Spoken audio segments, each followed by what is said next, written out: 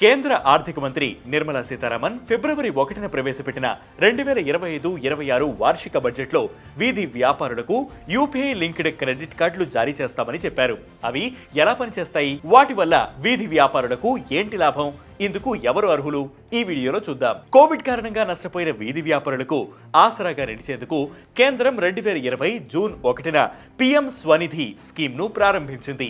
వీధి వ్యాపారులు తిరిగి తమ జీవనోపాధిని పొందేందుకు ఈ స్కీమ్ రుణాలను అందిస్తుంది. 1 సంవత్సరం లేదా అంతకంటే ఎక్కువ కాలం పాటు వీధి వ్యాపారాలు చేసుకున్న వారికి ఈ పథకం ఆర్థిక సహాయం అందిస్తుంది. దీని ద్వారా వాళ్ళు 10,000 వరకు లోన్ తీసుకోవచ్చు. తీసుకున్న లోన్ సకాలంలో చెల్లించిన వారికి 1,200 రూపాయల వరకు క్యాష్ బ్యాక్ కూడా లభిస్తుంది. కేంద్రం లెక్కల ప్రకారం ఇప్పటి వరకు 68 లక్షల మందికి పైగా ఈ స్కీమ్ ద్వారా లబ్ధి పొందారు. పీఎం స్వనిధి స్కీమ్ సక్సెస్ కావడంతో లబ్ధిదారులకు మరిన్ని ప్రయోజనాలు కలిగేలా ఈసారి కొన్ని మార్పులు చేశారు ఆర్థిక మంత్రి నిర్మలా సీతారామన్. అర్హులైన వీధి వ్యాపారులకు 30,000 రూపాయల లిమిట్ తో యూపీఐ లింక్డ్ క్రెడిట్ కార్డులు ఇవ్వనున్నట్లు ప్రకటించారు.